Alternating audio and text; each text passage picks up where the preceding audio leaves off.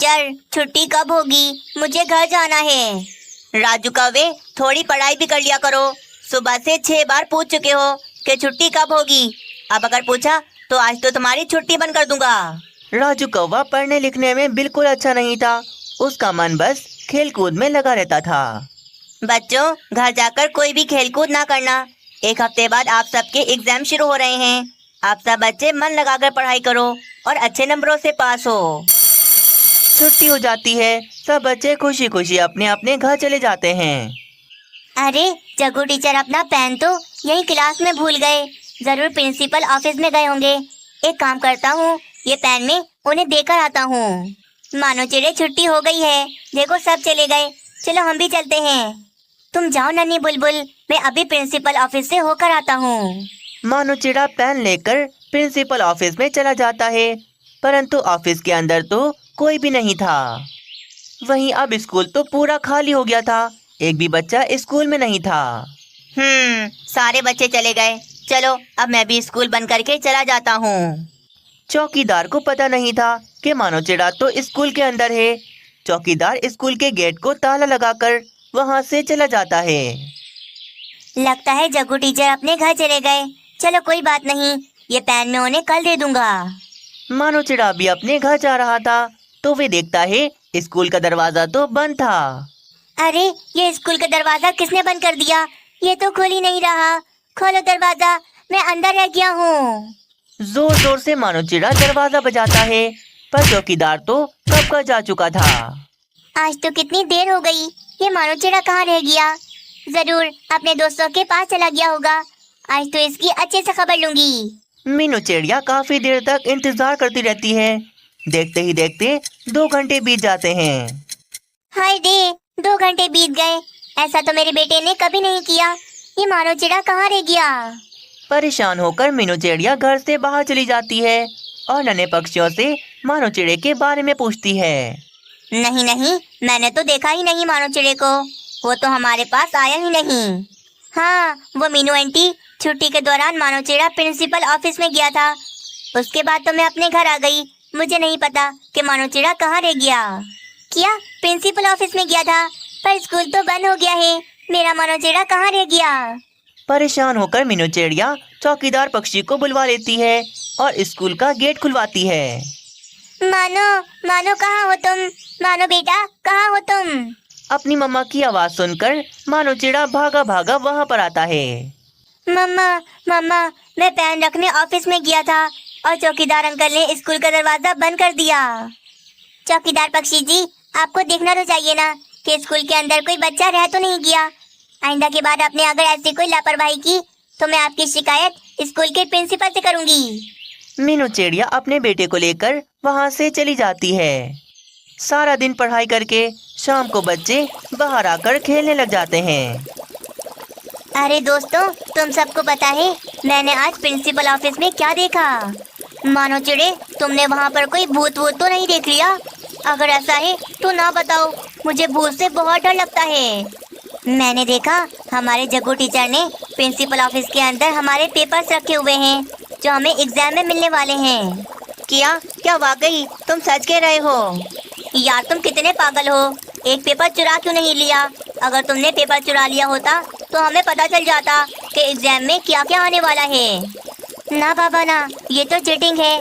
मेरी मम्मा कहती है कि हमें चीटिंग कभी नहीं करनी चाहिए क्योंकि चीटिंग करना अपराध है। हाँ हाँ, तुमने बहुत अच्छा किया मानो चिड़े। ये राजू कौवा तो बस ऐसे ही फजूल बातें करता रहता है। रात होने से पहले पहले सब बच्चे अपने अपने घरों को चले जाते हैं, परंतु राजू कौवा प्रिंसिपल ऑफिस में रखे हुए उन पेपर्स के बारे में सोचे जा रहा था। दूसरे दिन राजू कौवा स्कूल से छुट्टी कर लेता है। राजू, तुम्हारे एग्जाम करीब है और तुमने आज छुट्टी कर ली। मैं तुम्हें बता देता हूँ, अगर इस बार तुम एग्जाम में फेल हुए तो मुझसे बुरा कोई नहीं होगा। बाबा, मैं पढ़ तो रहा हूँ, अब मुझे याद नहीं होता तो इसमें मेरी क्या गलती है? जबान कम चलाओ वरना एक लगाऊंगा। चुपचाप मन लगाकर पढ़ाई करो। बाप रे, अगर अच्छे नंबर लेकर नहीं आया तो बाबा मार मार कर मेरा कीमा बना देंगे, छोड़ेंगे नहीं मुझे। परंतु ये पढ़ाई भी तो नहीं होती मुझसे। अब मुझे कुछ भी करके प्रिंसिपल ऑफिस से वे पेपर्स तो चुराने पड़ेंगे। बस फिर क्या था, शरारती राजू कौवा अपने निकम्मे दोस्त नन्हे कबूतर के पास चला जाता है और उसे सारी बात बताता है। यार वैसे तुम ठीक कहते हो, पढ़ाई तो मुझसे भी नहीं होती, पर कहीं ऐसा करने पर हम पकड़े तो नहीं जाएंगे। यार कुछ नहीं होगा, मेरा यकीन करो, बस तुम्हें मेरा साथ देना पड़ेगा। नन्हा कबूतर और राजू कौवा एग्जाम पेपर चुराने का कोई प्लान बना रहे थे। अगले दिन फिर छुट्टी के समय राजू कौवा स्कूल में ही कहीं छुप जाता है। चौकीदार पक्षी आज पूरा स्कूल अच्छे से चेक करता है और फिर स्कूल से बाहर आकर वे ताला लगा देता है। सब चले गए, स्कूल खाली हो गया। अब मैं जल्दी से प्रिंसिपल ऑफिस में जाकर सभी सब्जेक्ट के एक एक पेपर चुरा लेता हूँ। राजू कौवा ऑफिस में आकर सभी सब्जेक्ट के एक एक पेपर चुरा लेता है। स्कूल के बाहर तो नन्हा कबूतर खड़ा हुआ था ताकि वे दरवाजा खोल सके। नन्हे कबूतर, मैंने पेपर चुरा लिए, चलो जल्दी से दरवाजा खोलो। नन्हा कबूतर पत्थर से ताला तोड़ देता है और राजू कौवा बाहर आ जाता है। बहुत बहुत शुक्रिया तुम्हारा, अब एग्जाम में बिना पढ़े ही हम दोनों अच्छे नंबरों से पास हो जाएंगे। अगली सुबह पेपर था। आज की रात राजू कौवा खुशी खुशी सो जाता है। सुबह होते ही राजू कौवा सबसे पहले उठकर जल्दी से तैयार हो जाता है। तभी अचानक घर के दरवाजे पर जोर जोर से दस्तक होती है। उल्लू हेडमास्टर, आप सुबह सुबह मेरे घर पर? सिर्फ मैं नहीं आया, मेरे साथ ये पुलिस भी आई है। बाहर निकालो अपने चोर बेटे को, तुम्हारे बेटे ने स्कूल से एग्जाम पेपर चुराए हैं। तभी रानी कौवी भी बाहर आ जाती है। हाय रे, ये कैसी बातें कर रहे हो? इतना घिनौना इल्जाम न लगाओ मेरे राजू पर। यकीन नहीं आ रहा तो ये देखो पहले। उल्लू हेडमास्टर के मोबाइल में तो पेपर चोरी होने की पूरी सीसीटीवी फुटेज थी। पेपर्स तो उसने चोरी कर लिए, पर उसे ये नहीं पता कि मेरे ऑफिस में सीसीटीवी कैमरे भी लगे हैं। राजू, राजू बाहर चलो, जल्दी बाहर चलो। राजू कौवा डरा सहमा हुआ अपने घर से बाहर आता है। बाबा ऐसा नहीं है, ये वीडियो झूठी है, मैंने कोई पेपर्स नहीं चुराए। क्या अभी भी झूठ बोलते हो? दिखाओ, अपना बैग दिखाओ। कालू कौवा बैग चेक करता है तो बैग के अंदर से वही एग्जाम पेपर निकलते हैं। ले जाओ इसे पुलिस इंस्पेक्टर, मेरे बेटे को गिरफ्तार कर लो, इसकी यही सजा है। पर कालू जी, ऐसा कैसे हो सकता है? मेरी बात तो सुने। नहीं रानी, आज मुझे रोकने की गलती ना करना, आज तो इसे सजा भुगतनी पड़ेगी। मम्मा, मम्मा मुझे बचा लो, मुझे पुलिस से डर लगता है, मुझे इनके साथ नहीं जाना। आज मैं तुम्हें नहीं बचाऊंगी। कालू जी ठीक कहते हैं, अगर मैंने तुम्हें आज बचा लिया तो कल को तुम इससे भी बड़ा अपराध करोगे। पुलिस, मेरा बेटा अपराधी है, इसे ले जाए मेरी नजरों के सामने से। राजू कौवे को पुलिस अपनी गाड़ी में बिठाकर ले जाती है और लाकर उसे बंद कर देती है। मैं अगर फेल हो जाता तो बाबा से थोड़ी मार पड़ती, चलता, पर अगर मैंने पेपर ना चोरी किए होते तो आज मैं यहाँ पर ना होता। राजू कौवा बहुत पछताता है और आइंदा ऐसी कोई गलती न करने की ठान लेता है। कालू जी, आपको बड़ी हमदर्दी हो रही है इस चंपा काम वाली से। बेचारी कहाँ से हो गई? ये चंपा कामचोर और बहुत आलसी है, गंदा संदा काम करके पैसे लेकर चली जाती है। हाँ क्यों नहीं, सबके घरों में मैं काम जरूर करूँगी, वैसे ही मेरे घर का गुजारा बड़ी मुश्किलों से होता है। चंपा काम वाली बड़ी मेहनत से सारे बर्तनों को अच्छे से मांजकर उन्हें चमका देती है और फिर घर की साफ सफाई भी करती है। काफी समय से तुमने छत साफ नहीं की, ऐसा करो स्टूल पर खड़ी होकर छत के सारे जाले साफ कर दो। चंपा कौवी स्टूल पर खड़ी होकर छत को साफ करने लगती है। तभी अचानक स्टूल फिसलता है और चंपा नीचे गिर जाती है। चंपा, तुम्हारे पैर पर चोट लग गई, जाओ जाकर तुम अब आराम करो अपने घर में, और जंगल के पक्षियों की चिंता ना करना, मैं सबको बता दूंगी कि तुम्हारे पाँव पर चोट लग गई थी, इसीलिए तुम काम नहीं कर सकती। चंपा कौवी खुश होकर अपने घर चली जाती है और घर आकर भी वे मीनू चिड़िया के बारे में ही सोच रही थी। आज मैं मीनू चिड़िया के घर में गिर गई थी तो मुझे इतना आराम मिला, मेरी इतनी सेवा की। कल अगर मैं तोती के घर पर जानबूझकर गिर जाऊंगी तो कल भी मुझे काम नहीं करना पड़ेगा, मेरी खूब सेवा होगी। बढ़िया उपाय मिला है काम से जान छुड़वाने का और छुट्टी लेने का। दूसरे दिन सुबह चंपा कौवी जानबूझकर तोते के घर में काम करती हुई गिर जाती है। हाय रे, पानी की वजह से मेरा पैर फिसल गया। कल वाली चोट तो ठीक नहीं हुई थी और आज फिर से गिर गई। लगता है आज तो मेरी टांग ही टूट गई। अरे अरे चंपा, तुम कैसे करती हो काम? रो नहीं, रुको, मैं तुम्हें अभी पानी पिलाती हूँ। कंजूस कहीं की, सिर्फ पानी पिलाएगी। दिख रहा है कि गिर गई हूँ, कम से कम मुझे जूस या भोजन तो खिला दे। नहीं नहीं, पानी नहीं चाहिए, पानी मैंने अभी पिया था। अच्छा अच्छा, तो फिर तुम्हें भूख लगी होगी। बैठो तुम, मैं तुम्हें अभी भोजन लाकर देती हूँ। तोती चंपा कौवी को भोजन लाकर देती है। चंपा कौवी बड़ी ही चालाकी से तोती को भी बेवकूफ़ बनाकर उसका भोजन खा जाती है। फिर उसके अगले दिन चंपा कौवी काम पर ही नहीं आती। लो भाई, चंपा आज फिर से काम पर नहीं आई, फिर से छुट्टी कर ली। पता है, कल वो काम करते करते मेरे घर में गिर गई थी, तो बेचारी बहुत रो रही थी। मैंने उससे कहा कि घर जाकर आराम करो और आज की छुट्टी कर लेना। क्या हो गया है चंपा कवि को? अपना ख्याल ही नहीं रखती, काम में मगन हो जाती है और रोजाना खुद को चोटें लगाती रहती है। कुछ दिन छोड़कर दोबारा से चंपा कौवी बुलबुल के घर में गिर जाती है और फिर से 2 दिन की छुट्टी कर लेती है। अब तो चंपा कौवी हर 2 दिन के बाद जानबूझकर गिरे जा रही थी और कभी गुलदान गिराकर अपना थोड़ा सा हाथ काट लेती और फिर सारा दिन अपने घर पर आराम करती थी। कितना मजा आ रहा है, पगार भी मिल रही है और घर पर आराम भी। वाह रे चंपा कवि, तेरा तो कोई जवाब नहीं। जंगल की अब सभी महिलाएं चंपा कौवी की चालाकियों को समझ रही थीं। अब तो हद ही हो गई, चंपा कवि हर रोज किसी न किसी के घर में गिर जाती है और चोट लगा लेती है। ऐसा कैसे हो सकता है? मुझे तो लगता है चंपा कवि जरूर काम से बचने के लिए ये सब ड्रामे कर रही है। हाँ, ये काम वालियाँ बहुत तेज होती हैं, चाहती हैं कि पगार मिलती रहे और काम भी ना करना पड़े। मैंने तो कहा था सबको उसे इतनी इज्जत ना दो, वरना सर पर चढ़कर बैठ जाती है वो। आज तो हद ही हो गई, आज उसने फिर से छुट्टी कर ली। घर में आराम कर रही होगी महारानी साहिबा। चलो चलो, आज सब जाकर उस चंपा की अच्छे से खबर लेते हैं। गुस्से में सारी महिलाएं चंपा कौवी के घर की तरफ चली जाती हैं। चंपा कौवी तो मजे से अपने घोंसले में आराम कर रही थी। रानी कौवी खिड़की से घर के अंदर आती है और दरवाजा खोलकर सभी महिलाओं को अंदर बुला लेती है। देखो देखो, कितने मजे से सो रही है, इसे तो अभी बताती हूँ। रानी कौवी चंपा कौवी को जोर से मारती है। चंपा कौवी घबराकर उठ जाती है। अरे अरे, किसने मारा मुझे? ये कौन सा तरीका है? सोए हुए पक्षियों को कौन मारता है? तुमने हमारे साथ बड़ा अच्छा किया है, हमसे पगार ले गई और हमारे घर में काम करने आती ही नहीं तुम कितनी बार गिर चुकी मेरे घर में। मैंने तुम्हारी कितनी सेवा की, तुम्हें मासूम समझा, परंतु तुमने हमें धोखा दिया, बेवकूफ बनाया और मुफ्त की पगार ले रही हो तुम हमसे। हाँ, तुम घर चलो, अभी मैं तुम्हें डंडों से मारूंगी। बस बस, चंपा नाम है मेरा, मैं किसी की बातें नहीं सुनती। काम करवाना है तो करवाओ, वरना जाओ यहाँ से। मैं कोई भूखी तो नहीं मर रही। हाय रे, इतनी ज्यादा बदतमीजी। चंपा कौवी उछल उछल कर लड़ाई कर रही थी। घर कमजोर था, इसी वजह से जमीन टूटती है और चंपा कौवी घर से नीचे गिर जाती है। चंपा कौवी को तो इस बार सचमुच की काफी ज्यादा चोट लगी थी और वे बेहोश हो गई थी। हाय रे, चंपा कवि तो बेहोश हो गई।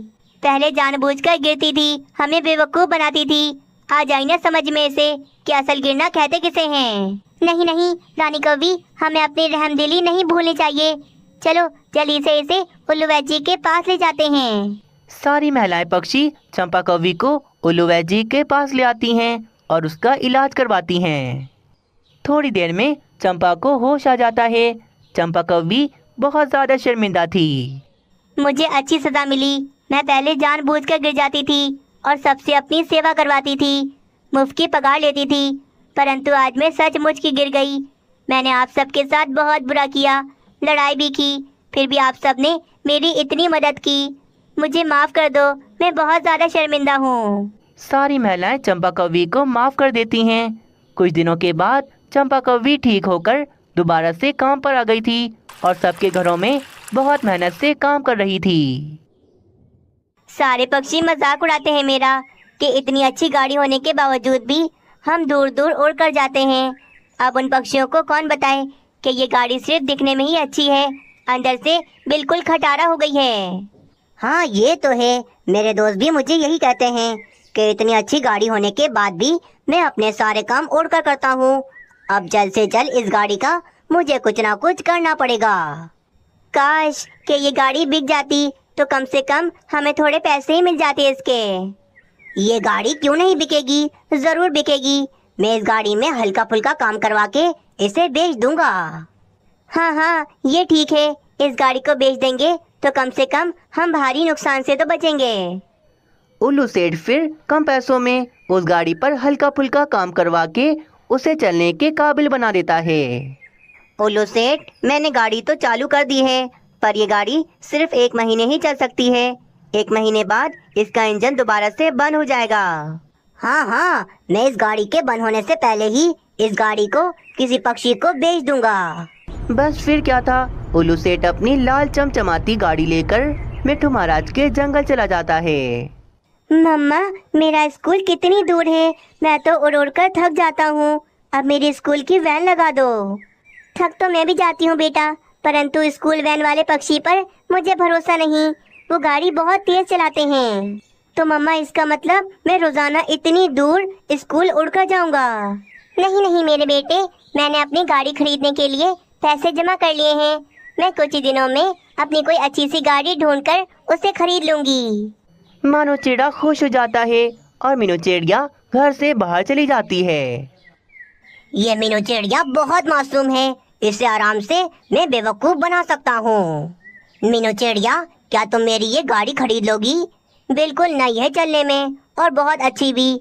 अगर तुम ये गाड़ी खरीद लोगी तो जंगल में तुम्हारा नाम ही नाम होगा।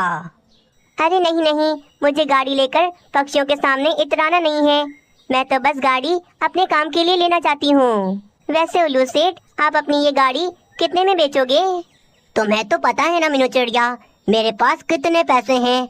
मैंने ये गाड़ी प्रीतम को उसके जन्मदिन पर तोहफे में दी थी, पर अब ये प्रीतम को गाड़ी पसंद नहीं, इसीलिए मैं प्रीतम को दूसरी गाड़ी खरीद कर देना चाहता हूँ। हाँ ये तो है, बड़ों की बड़ी बातें। मुझे ये गाड़ी बहुत अच्छी लगी। आप मुझे बताएं ना, आप ये गाड़ी मुझे कितने में बेचोगे? अरे वाह, ज्यादा मेहनत भी नहीं करनी पड़ रही। ये शिकार तो आसानी से मेरे जाल में फंस रहा है। मीनू चिड़िया, ज्यादा नहीं, सिर्फ 50,000 रुपए में। 50,000 रुपए में? ठीक है उल्लू सेठ, मैं पैसे लाकर आपको कल दे दूंगी और गाड़ी खरीद लूंगी। कल क्यों मीनू चिड़िया, पैसे हैं तो तुम ये गाड़ी आज ही खरीद लो मुझसे। अच्छा हाँ ये भी ठीक है। ठीक है फिर मैं आपको पैसे लाकर अभी देती हूँ। मीनू चिड़िया पैसे लेने अपने घर जाती है और थोड़ी देर में पैसे लाकर वे उल्लू सेठ को दे देती है। मीनू चिड़िया, अब से ये गाड़ी हुई तुम्हारी, तुम हो इसकी मालकिन। देखना, तुम इस लाल गाड़ी में बैठकर जंगल में घूमोगी तो सारे पक्षी तुम्हें देखते ही रह जाएंगे। नहीं उल्लू सेठ, मैंने किसी को दिखाने के लिए नहीं ली, मैंने तो बस ये गाड़ी अपने काम के लिए ली है। मीनू चिड़िया खुशी खुशी गाड़ी में बैठकर अपने घर चली जाती है। मम्मा, ये गाड़ी किसकी है? किसकी है ये गाड़ी जो आप चलाकर लेकर आ गई? मानो ये गाड़ी हमारी है। मैंने कहा था ना, बहुत जल्द मैं एक अच्छी सी गाड़ी खरीद लूंगी। क्या वाकई मम्मा, कितनी सुंदर गाड़ी है। अब तो मजा आएगा स्कूल जाने में।